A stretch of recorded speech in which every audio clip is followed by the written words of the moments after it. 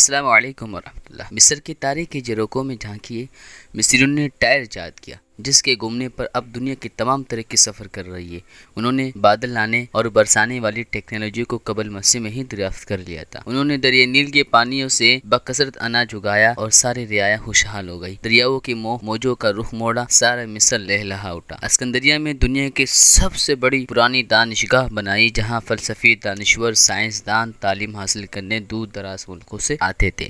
ستارہ شناسی کے لیے دوربینیں ایجاد کی، کائنات کی وسعتوں کا پہلی بار احاطہ کیا۔ سینکڑوں ٹن وزنی پتھروں کو بلندی تک لے جانے کے لیے ٹیکنالوجی وجود میں آئی۔ ہزاروں سال قبل ترقی کے بعروج تک پرواز مصریوں کے سوا کوئی دوسری قوم نہ کر پائی۔ یہی مصر 20ویں صدی تک آتے آتے زوال کی اتھاہ گہرائیوں کو چھونے لگا۔ 1882 میں برطانیہ نے مصر پر قبضہ کر لیا۔ 26 جنوری 1952 تک یہ ملک انگریزوں کی جاگیر رہا۔ اخوان المسلمین نے آزادی دینی اقدار کی فروغ، بڑھتی ہوئی یورپی بحیائی کے تدارک کے لیے تحریکیں چلائی۔ بدقسمتی سے اس کے بڑے لیڈروں کو قید و بند، سزائے موت کے مراحل سے گزرنا پڑا۔ جمال عبد الناصر، انور سادات، حسنی مبارک جیسے امیروں نے مصر میں اسلام پسندوں کے لیے سانس لینا دوبر کے رکھا۔ مصر امریکہ، اسرائیل کا کٹ پتلی بنا دیا گیا۔ ملک کی تاریخ میں پہلی بار عام انتخابات ہوئے۔ 30 جنوری 12 کو یہ انتخابات شروع ہوئے۔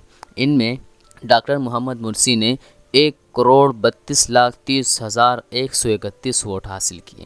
یوں اخوان المسلمین پہلی بار مصر کے اقتدار میں جا پہنچے۔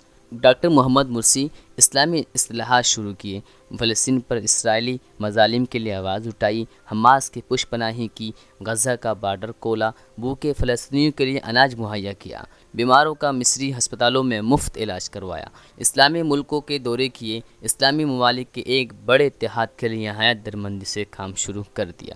اندرون ملک شراب پر پابندی لگائی، بار رومز، فحش فلموں اور بے لگام سینماؤں کو بند کرا دیے۔ بگڑی مصری معیشت کے لیے ٹھوس اقدامات اٹھائے، یورپ اور امریکہ سے سامان تعیش کی درآمد رکوا دی۔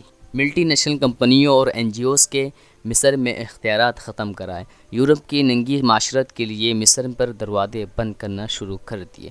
اخوان المسلمین نے ملک کو ایک اسلامی فلاحی ریاست بنانے کے لیے شبانہ روز کاوشیں جاری رکھیں۔ مصر میں فوج کو سول حکومت کے ماتحت کرنے کے لیے قانون منظور ہوئے۔ یورپی قوانین کی غلاظت میں لتڑی ہوئی عدلیہ کے لیے اسلامی فقہ کا مطالعہ لازم قرار دیا۔ غرض ایک برس کی قلیل مدت میں نہایت بدحال معیشت والا مصر دنیاوی اور دینوی ترقی کے شاہراہ پر منزلیں مارنے لگا۔ مصری عدلیہ کا بھیانک چہرہ اس سارے پس منظر میں ایک نہایت ڈراؤنے خواب کی تعبیر کی طرح سامنے آ گیا۔ اس نے اپنا قانون جیٹبرگ جسٹس کو قرار دیا۔ جیٹبرگ ایک بدنام زمانہ جج تھا جو کسی بھی ملزم کو پہلے پھانسی دیتا، پھر اس پر فرد عائد جرم کو سماعت کرتا۔ 24 اپریل کو ایسے ہی ایک جج نے چند ساعتوں میں، چند منٹوں میں اخوان المسلمین کے 529 حامیوں کو سزائے موت سنا دی۔ الزام یہ تھا انہوں نے ایک پولیس افسر کو قتل کیا۔ 26 اپریل کو ڈاکٹر محمد مرسی کے 11 حامیوں کو 88 سال قید بامشقت کی سزا سنا دی۔ 28 اپریل کو اخوان المسلمین کے سربراہ محمد بدی سمیت 683 حامیوں کو سزائے موت سنا دی گئی۔ ان پر مظاہرے اور سیکورٹی فورسز کے ساتھ لڑائی کرنے کے الزامات تھے۔ انصاف کی مسند پر بیٹھ کر ایسے فیصلے گھنٹے بھر کی سماعت پر سنا دینا، ان ججوں کو تاریخ میں ایک انمنٹ مقام دیا گیا ہے۔ یہ اس نبی صلی اللہ علیہ وسلم کے امتی ہے جنہوں نے عدل و انصاف کی بجا آوری میں گزارے 1 گھنٹے کو 80 سال کی عبادت سے افضل قرار دیا ہے۔ ایسے شرمناک فیصلے ایک اسلامی ملک کی عدالتوں سے نکل کر دنیا بھر میں بازگشت پیدا کر رہے ہیں۔ جج یہ ثابت کرتے ہیں کہ اسلام کے باطنی نور سے محروم یہ تیر و تار کردار کے مالک لوگ جس مغرب کے بے نور سویروں کی پرستش کرتے ہیں، وہ بھی ایک اپنی خاکساری کے میں ایسی چنگاری دے کر انگشت بدندا ہے کہ برسلز میں یورپی قوانین کے نمائندے نے اسے گلڈن ٹریوسٹی آف جسٹس قانون کا شرمناک مذاق قرار دیا ہے۔ جان کیری جیسا متعصب امریکی بھی اسے عقل و فہم سے بلند کوئی شے کہہ رہا ہے۔ Amnesty international, human rights watch نے اسے قانون انصاف کے ساتھ ایک بیہودہ کھلواڑ قرار دیا ہے۔ سب سے دلچسپ تبصرہ واشنگٹن پوسٹ نے کیا۔ اس نے کہا، ہیڈ لائن لگائی، مصری بندروں کے ہاتھ میں قانون کا استرا۔ دوسری طرف جنرل سیسی اس ماہ کی 26-27 تاریخ کو ہونے والے نام نہاد انتخابات کی مہم چلانے کے لیے اپنی کمین گاہ سے نکل آیا۔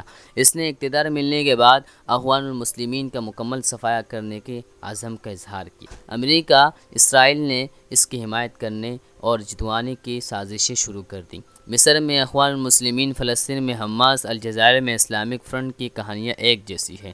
جب بھی اسلام کے نام پر اقتدار میں آئے، انہیں مغرب نواز طاقتوں نے چلتا کر دیا۔ بڑے اسلامی ملک لا تعلقی کے بالکل مارے سکون سے بیٹھے رہے۔ اسلامی دنیا کے بادشاہ، صدر، وزیر اعظم و آئی عرب لیگ سب کا کردار ایمان کے گداز ہمدردی کی گرم جوشی سے محروم رہا۔ جنرل سیسی جیسے غداروں نے اقتدار پر نقب لگائی اور اس کے خلاف مسلم دنیا نے کوئی اقدام نہ اٹھایا۔ اخوان المسلمین کا مکمل صفایا جمال عبد الناصر، انور سادات، حسنی مبارک نہیں کر پائے۔ جنرل سیسی بھی اس مشن میں مکمل طور پر ناکام ہوا۔ حق و باطل کے ہاتھ کبھی نہ مٹ سکتا ہے، اندھیرا کتنا بھی گہرا کیوں نہ ہو، سورج آخر نکل ہی آتا ہے۔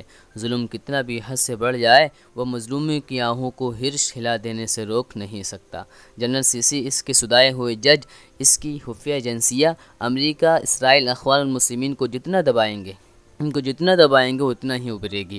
جن رگوں میں، جن نسوں میں، جن شریانوں میں ایمان لہو بن کر دوڑتا ہو، ان کو پھانسی کے گھاٹوں پہ لڑکے پندے مار نہیں سکتے، بلکہ سولیہ تو انہیں نئی زندگی دیتی ہے۔ بے رحم جلادوں کو تاریخ میں گمنامی ملتی ہے، شہیدوں کے لہو سے روشن مستقبل کاشت ہوتے ہیں۔ حسن البندہ کا قافلہ بغلوں کی زد میں سہی، ریت کا یہ طوفان بیٹھ جائے گا، قافلہ دوبارہ منزل کی طرف